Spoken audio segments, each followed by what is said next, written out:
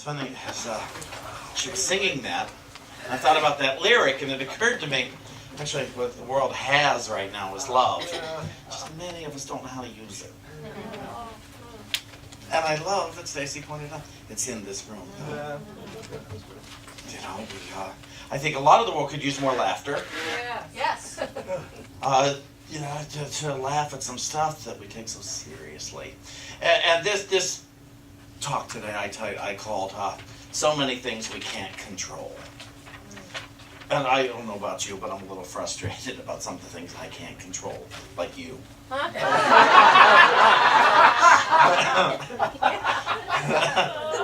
your teachers. And I say thank you, God, every day, believe it or not. Sometimes I mean it, sometimes I don't.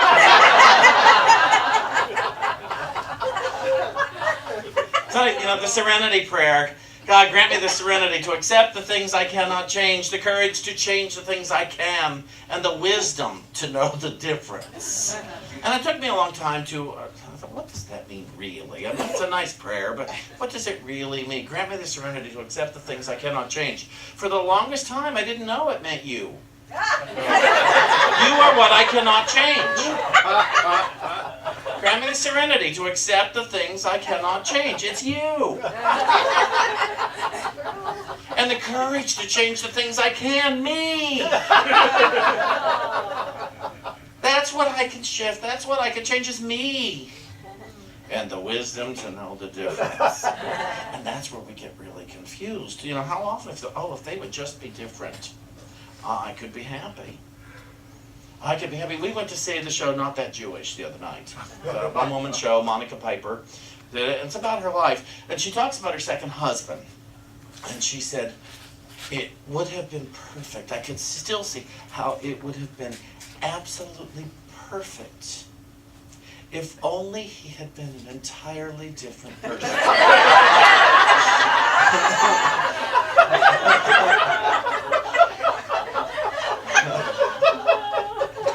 Otherwise, David tells a story about a woman he knew who she met this man that she fell in love with, and she said, you know, I think he was in the mob, and he borrowed money from me a few times, didn't pay it back, and he spent time with other women, and he wasn't very nice to me. I just felt we had something.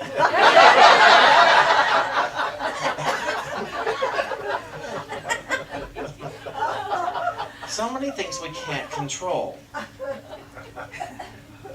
But what can we? I focus, we're doing the Metaphysical Bible, and this is based, believe it or not, on the second Kings, chapter 15. And it talks about the king of Assyria, who represents spirituality. And it says that the king of Pul came over. And king of Pul means intellect. But it says the king of Assyria gave him 1,000 talents. Now, technically, that's money. But metaphysically, I've got to read this because I don't want to leave stuff out. Talents, metaphysically, there we go. And most of us know the story of the talents from the New Testament about the three servants. But they only got, the big cheese only got 5 talents. And 3 talents, and then 1. This guy got 1,000 talents. So what does talent mean metaphysically? And I'm going to tell you here. Life, love, truth, substance, intelligence, faith, power, judgment. In fact, every inherent attribute of man's being have their roots in God. All the gifts of spirit are to be used to man's fullest ability. So imagine adding to the intellect love, life, truth, substance, intelligence, faith, power, judgment. Almost all the stories from the Old Testament, or one minister I know calls it the First Testament, is about the battle between material and spiritual. They just, right from the beginning, it's the worship of the land, the worship of a statue, the worship of, and then the hero in the story, it says, no, worship spirit. Love spirit. Spirit is where it's at.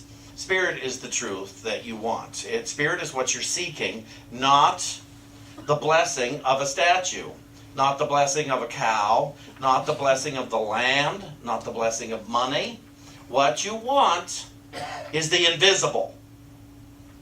And people kept settling for what they could intellectually perceive.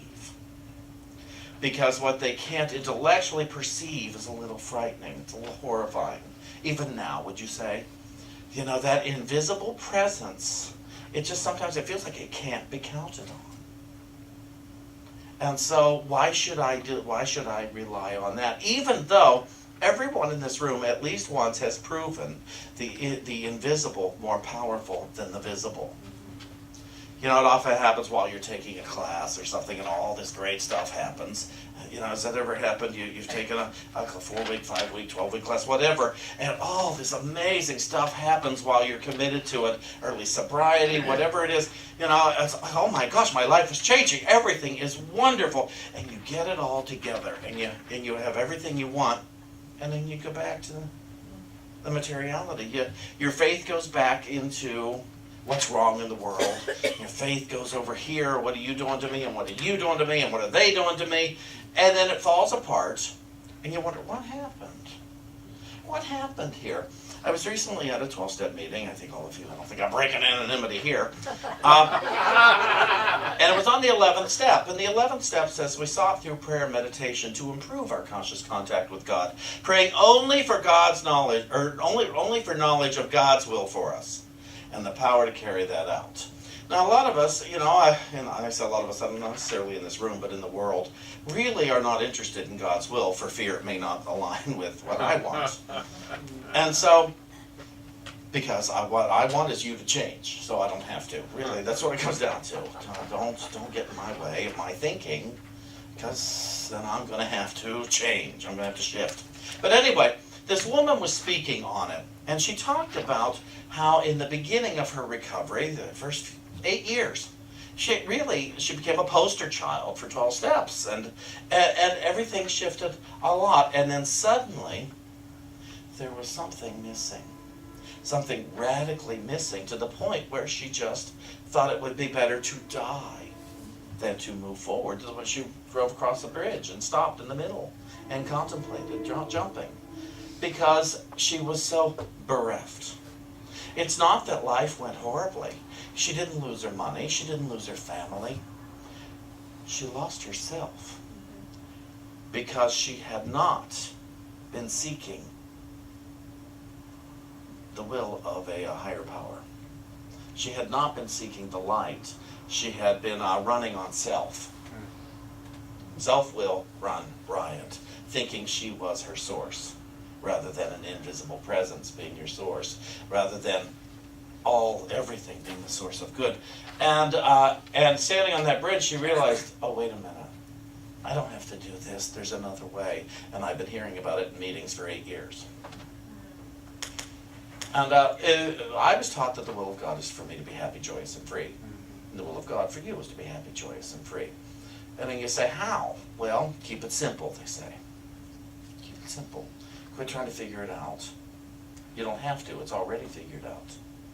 Life is figured out already. I don't have to figure out how to do it. Wealth and health are already figured out. I don't have to figure out how to do it. I have to become present. I have to become still. And then I hear. And then I hear what ought to be thought by me, what ought to be said by me, and what ought to be done by me.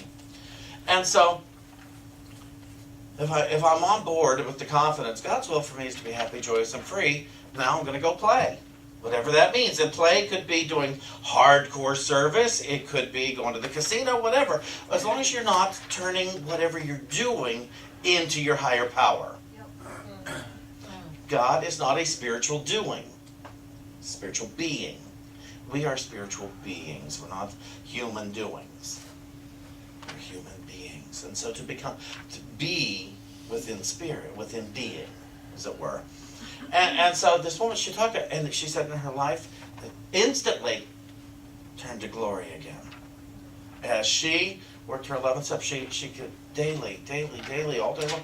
Okay, God, I'm open. I want to hear. I'm open. And she sought the light. And she sought the light, and she found it repeatedly. And she went great for about 7, 8 years.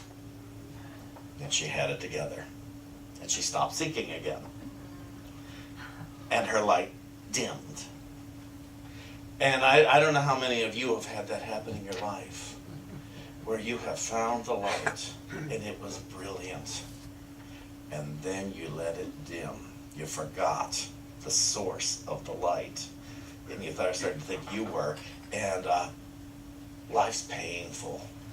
Life is very painful when you let the light dim. When you forget that other people are not your source.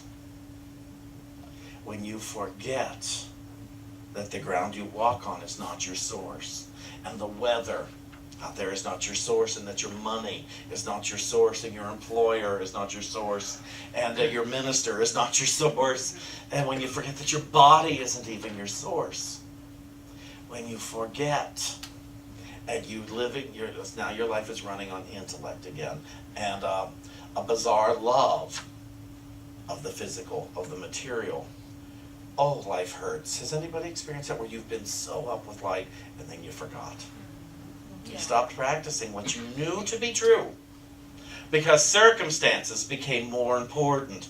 Sickness entered the home and became more important than the light, than the source of health.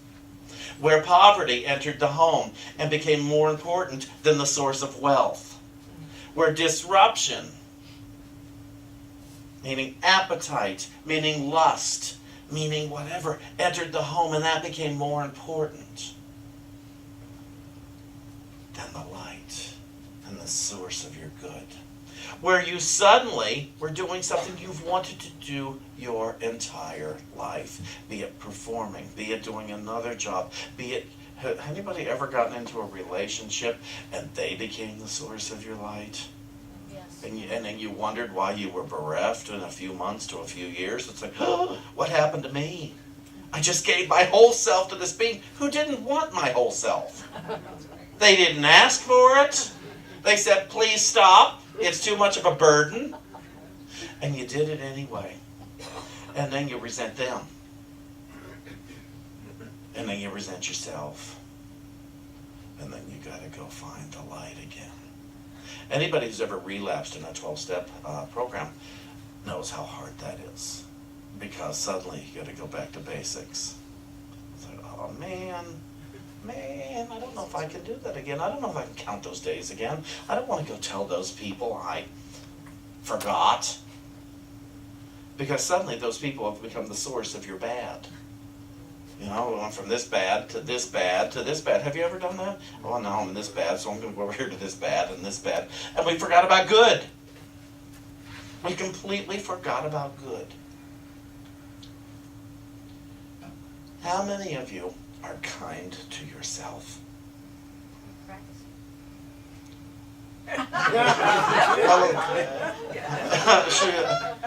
That's okay, your hand went higher than most. Genuinely kind to yourself when you forget. That is something you can control. How many of you are generous with yourself? When I say generous, that means there's no guilt involved. How many of you are generous in spirit to admit, I am loved by an invisible presence no matter what I'm thinking? I am loved by spirit, by this light. No matter what my parents were, no matter how much money I had or have, or may ever have, or may never have, I am loved by spirit no matter how much I weigh. I am loved. And I'm loved by this presence because I cannot not be loved by this presence. The presence is love itself. And so you see, I can control the realization of that. Now, it may be uncomfortable because you got to start interrupting some other thoughts. It's like, oh, shoot. Here I am telling myself this story, and this story isn't true. I don't know about you, and you've heard me say this before, there have been days when I've been in the car having an argument, and there's nobody else in the car with me, and suddenly I realize, wait a minute, I don't want to be right about this. I do not want to be right about this time I think I'm being wronged by an invisible presence in the car. Could be David, could be anybody, but that I put up somebody in the passenger seat to have an argument with. But I don't want to be right, and I'm so relieved. I'm so relieved every time I realize, I don't want to be right about this. Thank goodness. I may not know where to go to the next place, but at least I know being right about being wronged is not going to get me the health and well-being that I was hoping for today. Being right about what's wrong in America, in the world, does not give me peace. That does not end wars. That does not give me a healthy mind and body to live in. Being right. Because I'm never right about that. I'm never right about seeing someone in the shadows. I'm always negating the light in them. In another being, if I put them into a place where they should be ashamed, where they should be guilty, I'm missing out on love. I'm missing out on the one thing I can control, which is to invite them into the light with me, because that's where I want to go. It's not like if I could just get rid of them, then I'd be in the light. Because I've gotten rid of a lot of people in my life, and I still wasn't in the light. I was just busy being right. That's all it was right. And right is lonely. Oh, it's lonely in the right. But if I begin to look at it differently, and that's why I'm in unity. That's why I got into unity. Because I heard the voice that said, Shawn, this thing you call God, it thinks you're good. Really, me? But I've done so many awful things. Doesn't matter. No, that's personality. That's just stuff on earth.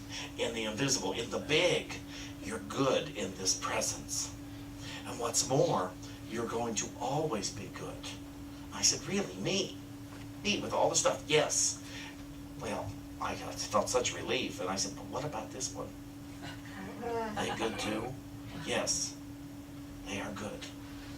And so to begin to look at that, I don't know why I think to tell you this little story. And it's about a phone call comes into a house one day from a salesman. And a child answers the phone and says, hello. Says, yes. He said, hello. Yes, is your mother there? Yes. Well, could I talk to her? No. Well, what about your dad? Is he there? Yes. Well, could I talk to him? No. Was anybody else there? The police. Really? Well, could I talk to one of them? No. Well, who else is it? The fire department. Well, let me talk to one of them. No. He said, well, what are all these people doing? They're looking for me.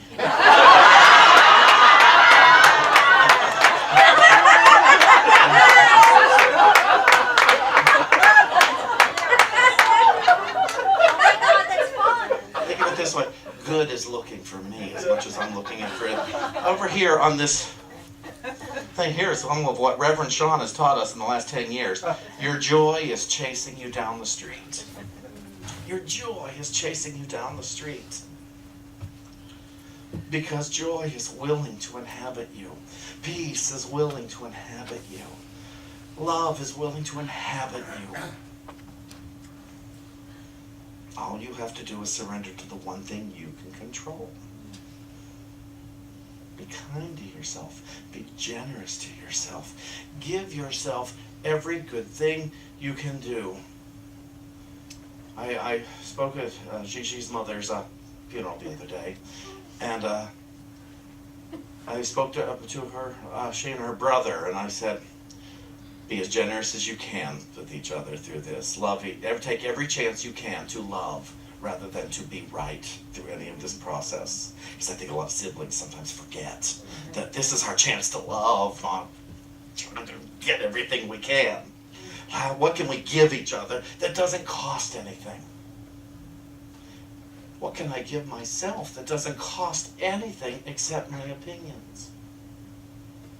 What can I give to you that doesn't cost anything except my opinions? So many things we can't control. One thing we can. And I invite you to look at that and say, there's something I can give myself today if I have forgotten to. I can be kind. I can be love. I can be joy. I can be peace. And none of those people have to change for me to do it. Say congratulations to ourselves. We have possibility. We have hope. And here we go. Thank you.